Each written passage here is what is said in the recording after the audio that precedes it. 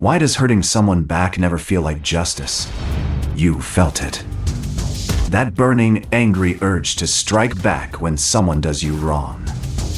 You think it will bring you peace.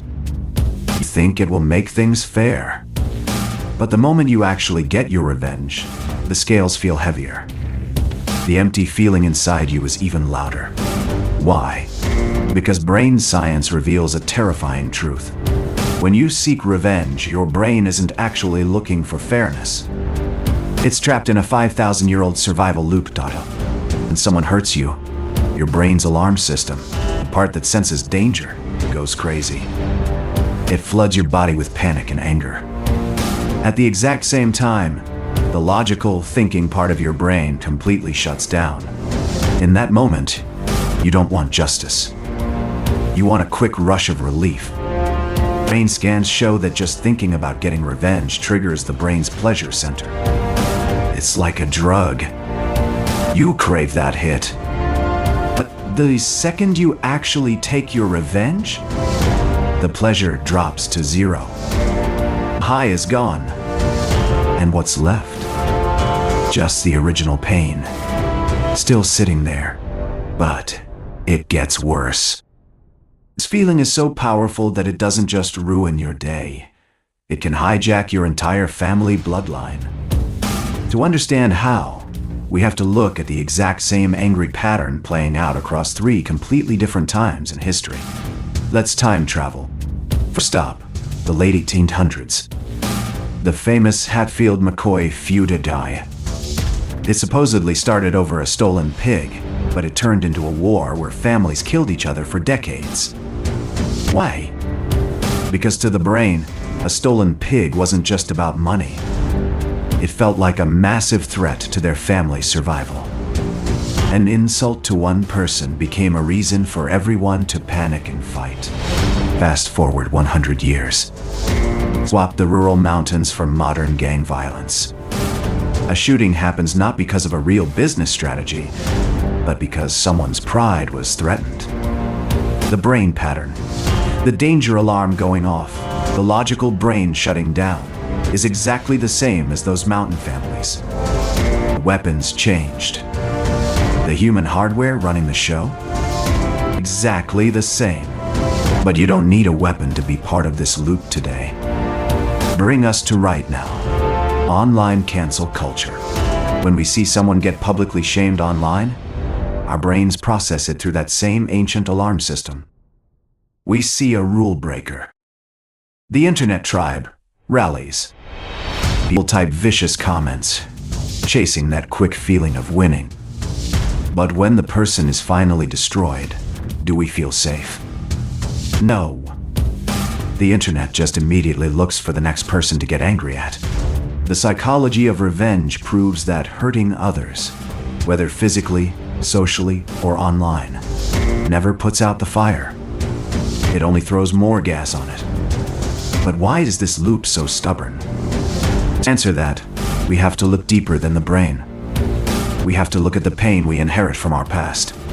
If you've been following our deep dive series, you'll remember the idea of soul groups, the concept that souls come back together, lifetime after lifetime, to heal specific lessons. Even if you don't believe in past lives, stick with me, because modern psychology is finally catching up to what ancient thinkers always knew. Scientists now know that deep, unprocessed grief doesn't just disappear. It actually gets passed down to your children. It's called generational trauma. It means if your grandparents went through something horrible and never dealt with it, their fear and anger can literally be passed down to you. When a deep pain is never healed, it becomes a ghost in your blood. It becomes a family curse. In the world of soul groups, this is the ultimate trap. Souls agree to play out these intense roles of victim and bad guy to clear out this old family pain. But the trap is when we forget the lesson. When you are hurt and you strike back, you aren't just reacting to the person in front of you. You are reacting to every ancestor who was ever hurt. You are swinging a fist at a ghost. You become the exact thing that hurt you. And by seeking revenge, you accidentally force your kids and grandkids to deal with the exact same anger. It sounds hopeless. A 5,000-year-old glitch trapped in our DNA, keeping us in an endless loop of pain. But humanity has found a way out. And requires doing the exact opposite of what your angry brain tells you to do. How do you break a cycle that feels older than time? You don't fight anger with more anger. You shock the system with something completely different, the truth. Look at Rwanda, Dad. After the 1994 genocide, where neighbors attacked neighbors, the country was drowning in pain. If they just tried to get revenge, killing the killers, the country would have been at war for another century. Instead, they did something radical. They set up local community courts called Gacaca. The people who did the hurting had to sit face to face with the families of the people they hurt. They had to tell the exact truth about what they did. But here's the magic. The victims were given the space to cry and scream out their pain, completely, without being interrupted.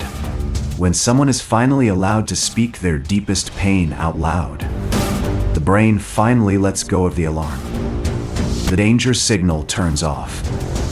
The logical brain comes back online. By replacing the need for punishment with the need for truth, Rwanda didn't just stop a war.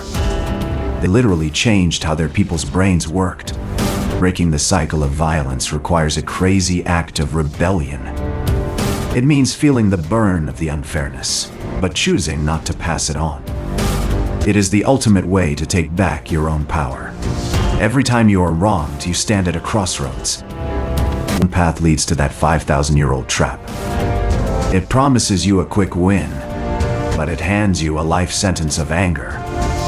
The other path is brutally hard. It requires feeling the sting of the pain, but choosing to drop the weapon anyway. So I'll leave you with this question. What cycle of hurt are you ready to break today? Is it a family fight that's gone on too long? A grudge against a coworker? A habit of tearing people down online? Drop a comment below and name it. Just typing it out is the first step to breaking the loop. Bye. If you want to understand the bigger picture of this, how these cycles of pain actually follow us across different lifetimes, you need to watch our video on the reincarnation theory right here. It will completely change how you view every conflict in your life. Stay awake and keep breaking the loop.